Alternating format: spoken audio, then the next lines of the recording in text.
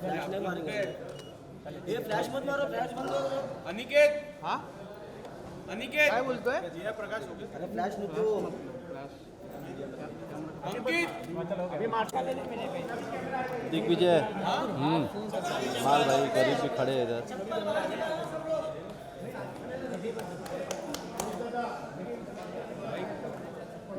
श्रद्धा इतना आगे जाकर तो चेहरा ही आ रहा है। अभी ले लो।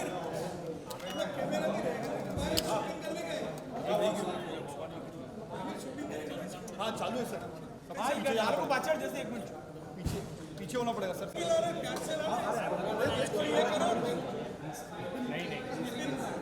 श्रद्धा थोड़ा पीछे नहीं आएगा रे इसमें। अरे थोड़े लोग नीचे। दीपक बना रहा है ना।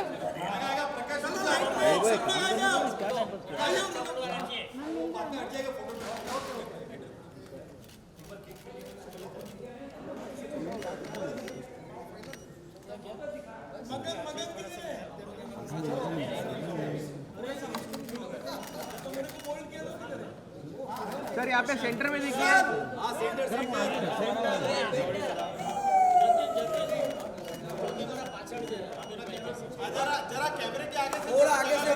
अभी हो गया हम लोग पीछे जाएंगे कैमरे।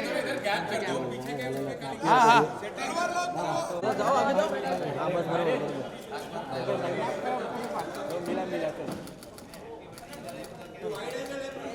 हाँ वाइट वाइट ये थोड़ा और नजदीक नजदीक रहिए ना सब लोग महेश थोड़ा समझ लो सब लोग आ गया महेश हाँ हाँ जो आगे खड़े ये नीचे बैठो सब थोड़ा आगे नीचे बैठो एक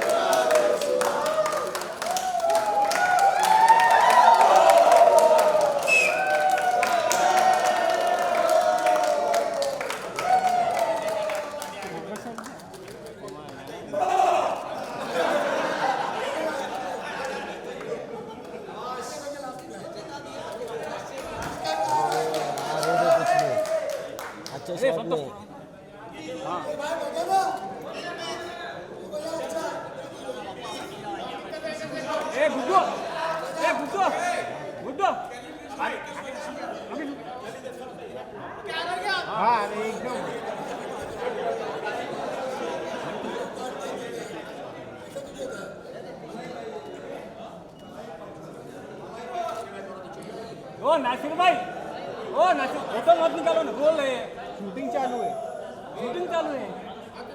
तो मोबाइल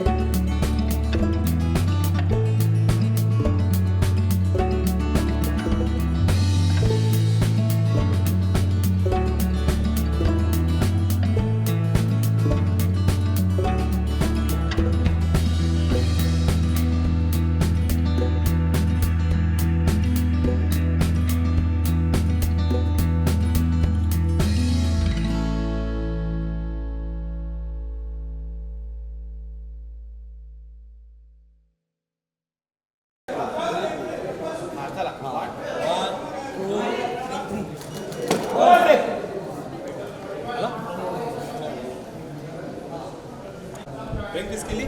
हाँ हाँ चलो 1 2 परफेक्ट।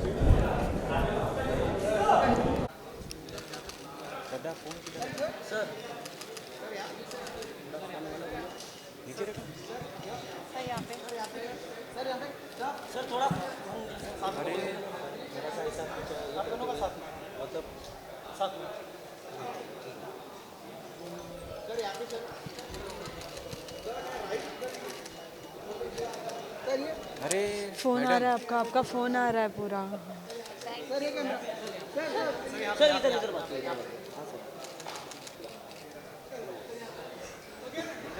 चले बाइट्स।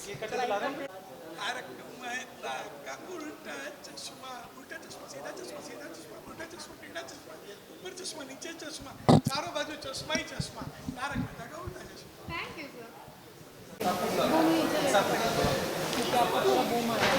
सर।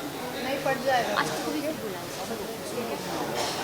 सो जेठा जी आज 14 वर्ष हो चुके हैं। 2008 से लेकर आज 2021 तक का ये सफर कैसा रहा सभी कास्ट के लिए? हाँ, एक तो बस यकीन नहीं हो रहा है 14 साल पूरे हो गए। 2008 28 जुलाई को पहला एपिसोड सब जानते हैं टेलीकास्ट हुआ था और आज 28 जुलाई 2022। मतलब भगवान की इतनी बड़ी कृपा हम सब पे है कि आज 14 साल पूरे होने के बावजूद भी ये शो अभी भी चल रहा है। और बस लोगों का जो प्यार मिला है सब, हमारे जो ऑडियंस है जो इतने फ़ैन है, इतने प्यार से इस शो को सबने सराहा है, ना सिर्फ भारत में लेकिन पूरी दुनिया में जहाँ भी हमारी ये चैनल आती है, सब टीवी आता है, तो हर जगह पूरी दुनिया में उन्होंने सब ने इस हमारे शो को सराहा है। तो उनका तहे दिल से शुक्रिया। और बस इसी तरह आगे भी हम आपका मनोरंजन करने की कोशिश करते रहेंगे। बस आप इसी तरह हमें अपना प्यार देते रहिएगा। जो पैंडेमिक के वक्त थोड़ी सी एक रुकावट आई थी इस जर्नी में, इसी लंबी जर्नी में, तो उस समय कैसा एहसास था? क्योंकि हमेशा आप सेट्स पे रहते थे, शूट करते थे और फिर शूट नहीं करना 3-4 महीने तक। सच कहूँ तो वो एक बहुत ही वेलकम ब्रेक था क्योंकि लगातार आप सोच सकते हैं कि 12 साल से ये 2020 में जब पैंडेमिक आया था तो 2008 से 2020 लगातार 12 साल से हम लोग करते आ रहे थे। तो शुरू में तो थोड़ा सा हमें ये लगा कि चलो थोड़ा इसी बहाने थोड़ा सा आराम मिल गया, लेकिन जिस तरह से लोगों की तकलीफ़ें जब सुनने को आती थी कि जिस तरह से कितने लोग परेशान, कितने लोगों के पास काम नहीं, जो अपना काम था वो छूट गया, कितने लोगों की नौकरियां छूट गई, कितने बिजनेसेस बंद हो गए, तो उस वक्त वो सब पढ़ के सुन के देख के बहुत ही तकलीफ़ होती थी कि ये ऐसा वक्त क्यों भगवान हम सबको दिखा रहा है और जल्द से जल्द भगवान हम सबको इससे बाहर निकाले ताकि फिर से सबकी ज़िंदगी पहले की तरह खुशनुमा हो जाए, पहले की तरह बिज़ी हो जाए सब, और पहले की तरह सब अपने अपने काम में जुट जाए। तो बस भगवान ने कृपा की, बहुत थोड़े समय के बाद फिर से थोड़ा थोड़ा करके सबका काम शुरू हो गया। सर ऑल्सो इस जर्नी में काफ़ी लोग जुड़े, काफ़ी जुदा भी हो गए, कुछ ऑब्वियसली बात है कि हेल्थ रीजंस की वजह से कुछ। तो आज ऐसे मौके पर जब सेलिब्रेशन का मौका आता है वो कितने याद आते हैं, जैसे नट्टू काका हो गए, डॉक्टर हाथी। सवाल ही नहीं है, बिल्कुल। मतलब आज सिर्फ आज ही नहीं, हम तो हर रोज़ याद करते हैं जो भी हमारे जितने घनश्याम भाई है या आज़ाद भाई है, हमारे मेकअप दादा आनंद दादा, वो भी गुज़र गए पेंडेमिक के पहले। फिर हमारे प्रोडक्शन वाले थे अरविंद मर्चंडे, वो काफ़ी यंग एज में करीब 4-5 साल पहले सबसे पहले वो गुजरे। फिर हमारे प्रोडक्शन वाले एक शिशुपाल जी करके थे, वो भी बहुत यंग, वो भी अभी कुछ ही समय पहले वो भी गुजर गए। तो एक ये देखिए, हम 12 घंटे की शिफ्ट करते हैं रोज़ लगातार, तो एक हमारी फैमिली से ज़्यादा हमने यहाँ सेट पे यह फैमिली के साथ समय बिताया है, तो ये भी हमारी अपनी एक फैमिली है। तो जब फैमिली का कोई सदस्य ऐसे जाता है, छूट जाता है, तो दुख तो बहुत होता है डेफिनेटली। और ऐसे मौके पे तो वो ख़ास याद आते हैं, मिस करते हैं कि आज वो हमारे साथ होते तो बहुत मज़ा आता है। सर आई एम श्योर कि इस जर्नी में बहुत सारे मेमोरेबल मोमेंट्स रहे होंगे आपके, लेकिन एक जो हमेशा आपके दिल के करीब हो, खास हो, तो क्या हो? ये सवाल मुझे हर बार पूछा जाता है, लेकिन बहुत मुश्किल है इसका जवाब देना, क्योंकि आप समझ सकते हैं 14 साल की जर्नी और 3,500 एपिसोड, बहुत मुश्किल है एक पर्टिकुलर को एक किस्सा याद करके बताना। सर हमेशा से आपके कोई भी फैंस मिलते हैं तो कुछ ना कुछ कमेंट्स तो मिलते ही, आपको सभी इतना प्यार देते हैं, क्या उसमें से कोई भी एक कमेंट आप शेयर करना चाहते हैं? सबका बस ये एक कमेंट तो बहुत ही कॉमन होता है, बस यही कहते हैं कि प्लीज़ इस शो को कभी बंद मत करना, इसको इसी तरह चलते रहने देना। मतलब ये तो आप लोगों के हाथ में है, आप जब तक शो देखते रहेंगे हमारा शो चलता रहेगा, और भगवान से हम यही प्रार्थना करते हैं कि जितने भी लोग इस शो से जुड़े हुए हैं, चाहे कैमरे के सामने हो या कैमरे के पीछे हो, उन सब की तंदुरुस्ती अच्छी रहे, सबकी जो हेल्थ है वो अच्छी रहे, ताकि हम सब मिलजुल कर लोगों का और मनोरंजन कर सकें। चलो बस, थैंक यू थैंक यू, चलो चलो थैंक यू। सर आज 14 साल पूरे हो चुके हैं। 2008 में जो पहला एपिसोड आया था और आज की अगर बात करें, कितनी सारी यादें आप साथ में लेके चले? बहुत सारी यादों का एक कारवां मैं बोल सकता हूँ 2008 से लेके 2022।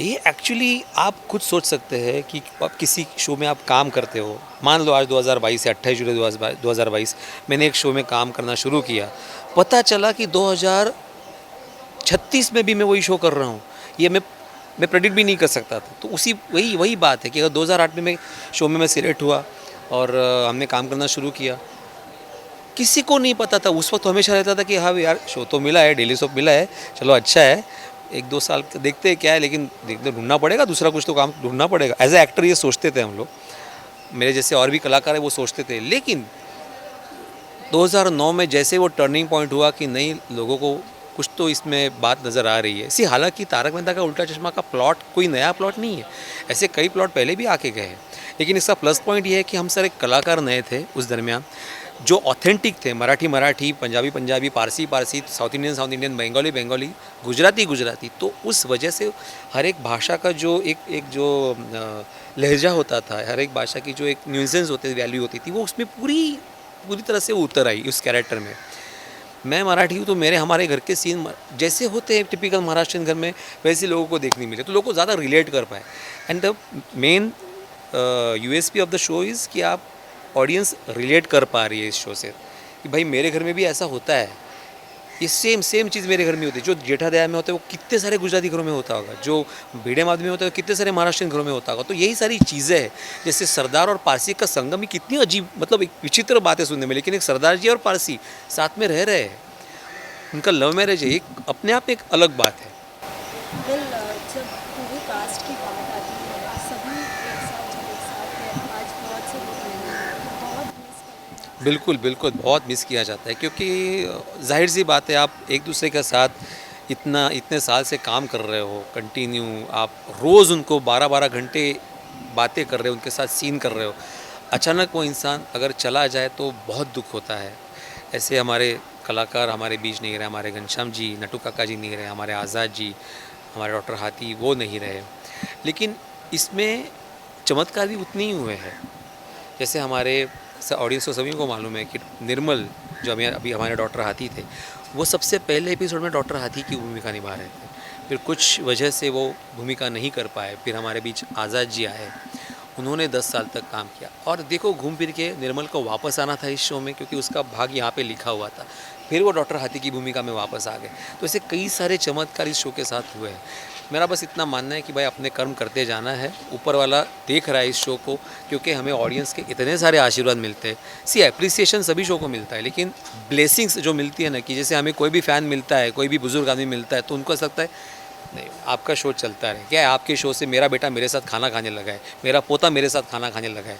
तो ये बहुत बड़ी मेरे ख्याल से एक कॉम्प्लीमेंट है हम सब के लिए।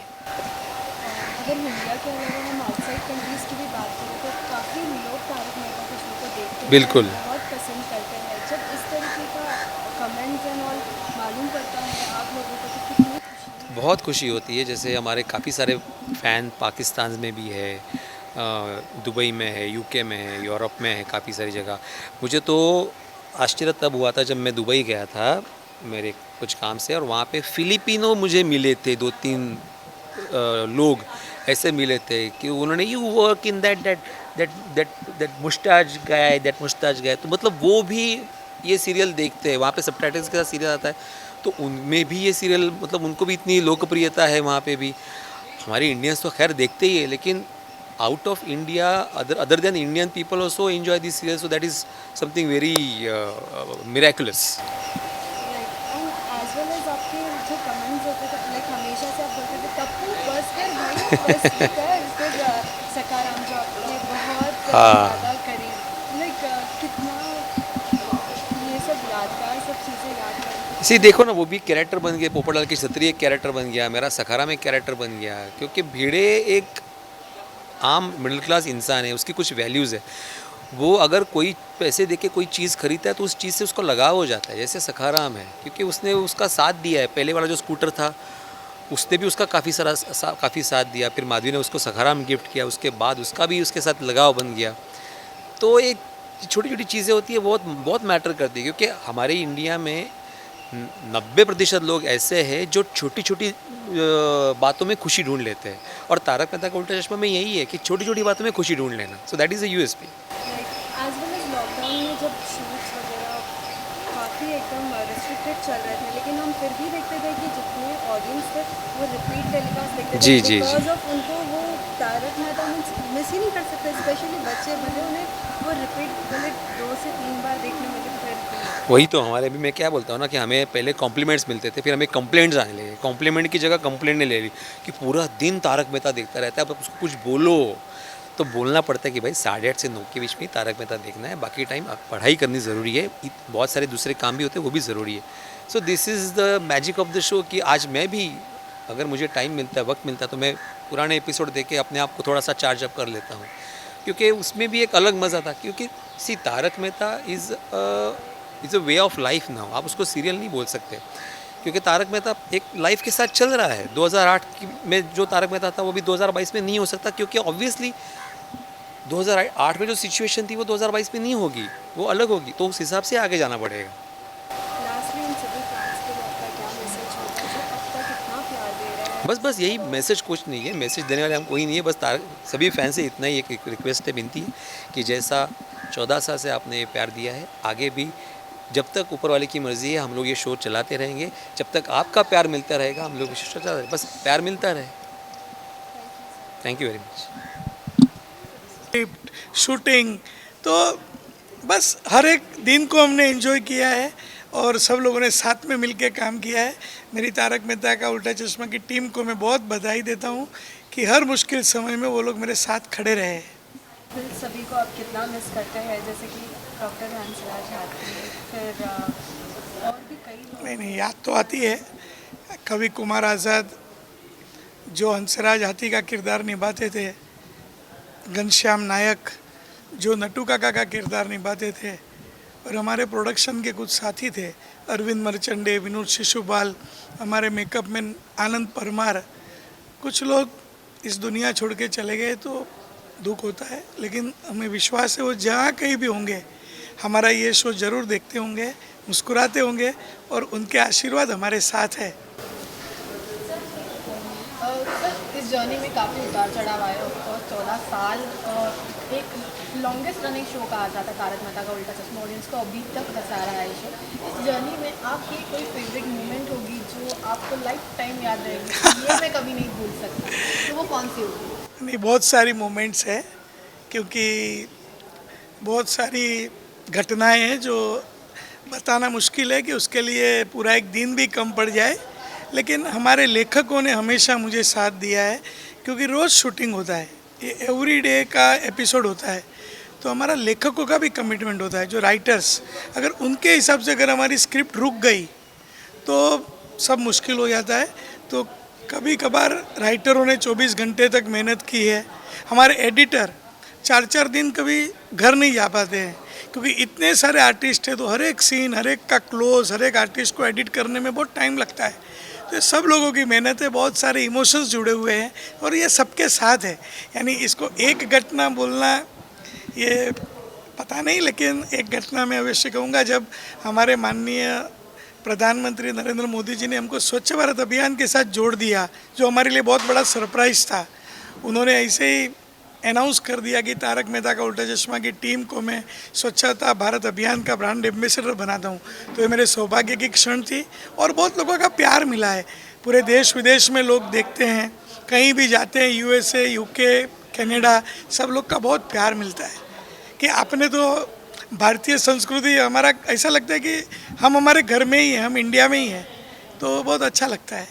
फर्स्ट डे ऑफ शूट की अगर बात करें, पहला दिन थोड़ा डिस्क्राइब कर सकते हो कि वो पहला दिन और आज का दिन क्या कुछ बदला है, किस तरह से बदला है, कौन सी अच्छी आदत? पहला दिन थोड़ी अलग चैलेंज थी। पहला दिन ऐसा था कि वो सीन अच्छा शूट हो जाए, अच्छे से सब कुछ होगा। और आज का दिन थोड़ी अलग चैलेंज है, आज अलग टेंशन होते हैं, अलग चैलेंजेस होते हैं। लेकिन पहला दिन था तो सब लोग कुछ करने के, वो एक करने का कुछ एक मनोबल था कि हम कुछ अच्छा शो बनाएंगे। और आज भी वही मनोबल है कि आने वाले एपिसोड भी हमारे सबसे अच्छे हो। जिस तरीके से आपने बताया कि सभी आउटसाइड कंट्रीज़ में भी आप जाते हो तो सभी जगह जिक्र होता है तारक मेहता का उल्टा चश्मा का, जब एक इंडिया को रिप्रेजेंट करता है कि ऐसा शो जो सभी को इतना हंसा रहा है, सभी को अब तक लेके चल रहा है, तो कितनी खुशी मिलती है? बहुत खुशी मिलती है, इसीलिए हम इसको स्माइल ऑफ इंडिया कहते हैं। तारक मेहता का उल्टा चश्मा मिनी इंडिया है, स्माइल ऑफ इंडिया है, क्योंकि ये शो से सबको हैप्पीनेस मिलती है और मुझे बहुत खुशी है कि मैं सबको हैप्पीनेस दे पा रहा हूँ। Thank you. सभी के लिए क्या मैसेज है? बस आप सभी लोग हंसते रहो, मस्त रहो, हमें हमेशा खुश रहना चाहिए। भगवान हमको कोई भी परिस्थिति में रखे, हमारे चेहरे की मुस्कुराहट हमेशा रहे। बस आप सबको वही शुभकामना देता हूँ और आप सभी का प्यार हमारे पर बना रहे। Thank you.